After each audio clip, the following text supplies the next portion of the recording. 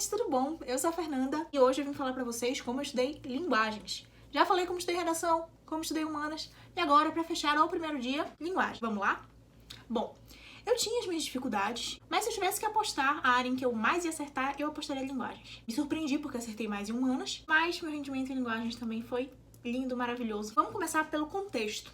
2017, tive uma base muito boa de português e literatura e sou muito grata, porque eu tive professores muito bons, tirava notas altíssimas. Em artes eu tinha uma certa dificuldade. Educação física também, não assisti nenhuma aula de educação física durante o ensino médio, só fazia trabalho. Assim que eu conseguia as minhas notas, então eu estudava pra fazer o trabalho e tal. No segundo ano, começou a bronca. Gente, no meu primeiro ano eu só tirava 10 em literatura.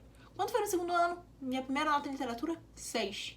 Eu nunca tinha tirado um 6 na minha vida, inclusive a minha nota mais baixa do ensino médio foi 6. E aí eu não entendi o que estava acontecendo. E eu não conseguia, porque tipo, eu estudava. Tive um professor que ficava falando: Fernanda, tu tá estudando pra minha prova? Isso antes da primeira prova acontecer, né? Falei, tô, professor. Falou, como tu tá estudando? Eu falei, tô lendo e fazendo questão. Tô lendo matéria e fazendo questão. Aí ele falou, Aí eu, não é pra estudar assim? Aí ele falou, não só assim. E aí ele ficava, olha, estuda, minha prova vem difícil. Não sei se teve a questão emocional, se a prova realmente veio difícil. E foi nesse momento que eu achei a Estuda.com, que hoje em dia é uma empresa que é parceira do Estudigram, e eu tenho um código de desconto, vou deixar pra vocês, que é focada só em questão. E eu comecei a fazer as questões de literatura. As questões começaram a se repetir, tava tudo certo. Eu aprendi a fazer questão. E infelizmente o nosso sistema educacional é isso que conta, não é se você sabe ou não a matéria. Mas eu criei ranço de literatura. Então, tudo que foi dado no meu segundo ano, que foi de romantismo até pré-modernismo, eu sabia me virar na hora da prova, não sabia o assunto. Inclusive, na última prova do ano, não foi esse professor que fez o terror psicológico comigo, foi o professor que era coordenador de disciplina. A escola ia passar um simulado estilo CESUPA. CESUPA é uma instituição particular da minha cidade, inclusive eu fiz a prova do CESUPA, fui aprovada. Diferentemente da prova do Enem, que tem itens A, B, C, D e E, CESUPA é só de A a D. Só que aí o professor, pra ele colocar a questão que era estilo Enem, não tinha a questão CESUPA que ele queria, né? E aí pra ele colocar a questão estilo Enem no estilo CESUPA, o que é que ele fez? Excluiu a letra E. Qual era o gabarito da questão? Letra E. E ele não queria aceitar que a questão estava errada. E aí quando chegou no último ano, eu mudei de colégio, né? E o colégio já tinha dado modernismo. Eu não tinha dado modernismo. Só que não era só eu que não tinha dado modernismo. Todos os alunos novos, que eram muitos, não tinham dado modernismo. A gente pensa, pô, os professores vão fazer pelo menos uma oficina pra dar extra, já que não pode parar. Vão pelo menos ajudar a gente, porque é muita gente que tá dizendo que não entende modernismo. Só que os professores, eles corriam no assunto, gente. Corriam muito. E eram 2 professores, né? Eu já falei sobre esse negócio de frente no outro vídeo, de humanas. Quando chegou realmente no modernismo, era um professor dando primeira frase e outro professor dando segunda. Sendo que até as escolas literárias, elas são uma ordem, porque elas têm oposição entre si, né? Uma retoma, na verdade, não a anterior, mas a que vem antes da anterior, entende? E a gente não tinha essa lógica. Mas eu tive um professor maravilhoso de literatura no Descomplica, que foi o Diogo Mendes. E ele, assim como minha professora que me deu aula no primeiro ano, a Cindy, eles são aqueles professores que sabem a prova do Enem. Então, eles sabem o que cai e eles têm didática boa. Então, faz você ter prazer em aprender. E aí eu consegui mandar bem em literatura no Enem. Falando agora de língua estrangeira, eu fiz uma coisa de extrema irresponsabilidade no meu último ano, que eu não estudei língua estrangeira. Por quê? Fiz Enem 2016, meu nono ano do fundamental, 2017, primeiro ano do ensino médio, 2018, segundo ano do ensino médio, e 2019, terceiro ano do ensino médio, quando fui aprovada para Direito na UFPA e na UFRJ. Mas, em 2016, eu tive uma teimosia com a minha mãe. Eu já era formada em espanhol na época, eu não era formada em inglês, né? E eu falei, mãe, vou fazer o Enem, fazer pra espanhol. Ela falou, Fernanda, faz inglês. Mãe, faz espanhol. Tranquilo, sou formada. Me ferrei em espanhol. Por isso que é bom a gente fazer prova antiga, por isso que é bom a gente ser treineiro. A gente apanha e chega na prova do ano seguinte sabendo as manhas. Então, mesmo que você não tenha passado, não foi tempo perdido, porque alguma coisa você aprendeu com esse seu erro. Eu aprendi que eu não ia nunca mais fazer a prova de espanhol. Tem pessoas que mandam muito bem com a prova de espanhol. Não foi meu caso, abri mão. No meu primeiro e meu segundo ano, o colégio oferecia inglês e espanhol obrigatório, mandava bem nas duas. Lindo, perfeito, maravilhoso. Quando foi no último ano, o aluno do último ano começa a ser optativo. Ou seja, eles dão inglês e espanhol no mesmo horário. E você escolhe para qual sala você vai. Juntavam as 3 turmas de convênio. Convênio é o terceirão, né? O último ano do ensino médio. Gente, dava umas 200 pessoas fácil na sala de inglês. E uns 5 gatos pingados na aula de espanhol. Por causa da superlotação e porque o professor não tinha controle de turma, as pessoas ficavam falando. A aula de inglês era a aula da resenha. Me dava dor de cabeça de tanto barulho, eu sentava na frente, não conseguia estudar. O professor, ele jogava o assunto. Aí eu ficava, gente, eu não vou ficar nisso. Não vou. Eu tô perdendo meu tempo aqui. E aí, quando eu não faltava, eu ia pra aula de espanhol. Era muito boa a aula de espanhol, viu? O professor de espanhol me adorava. Inclusive, ele ficou chocado quando descobriu que eu ia fazer inglês. Ele falou, por que tu és super boa em espanhol? Eu falei, é a vida, né? Acontece. E aí eu participava, eu lia, eu respondia.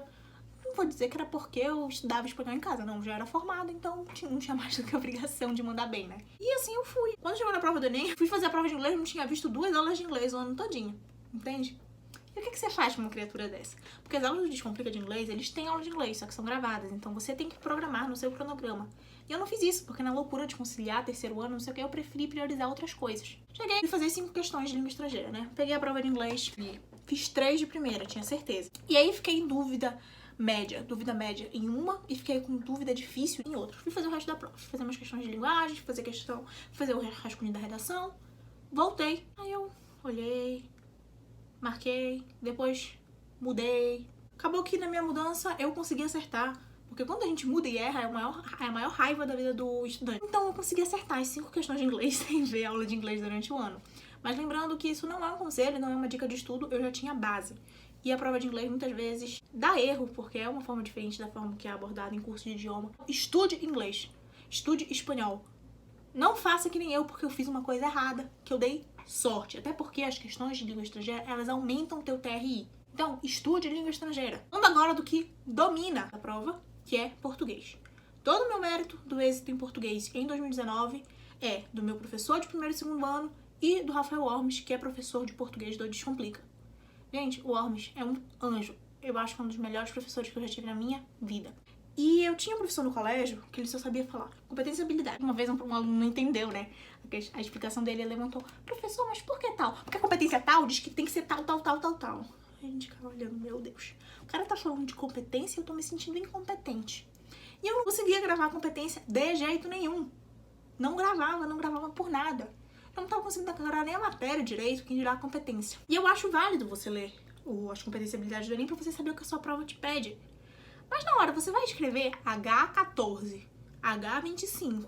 Não, você não vai ter tempo pra isso. Por que você vai perder tempo? Quem tem que saber é quem tá fazendo a prova, quem tá corrigindo.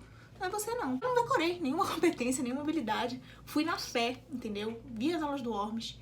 E o Descomplica tem uma coisa que eu admiro muito, que eu acho muito bacana, que muitos cursinhos e escolas não fazem, que é começar desde a morfologia, passar pela sintaxe. Depois eles chegam à semântica, que é a parte que o Enem mais cobra.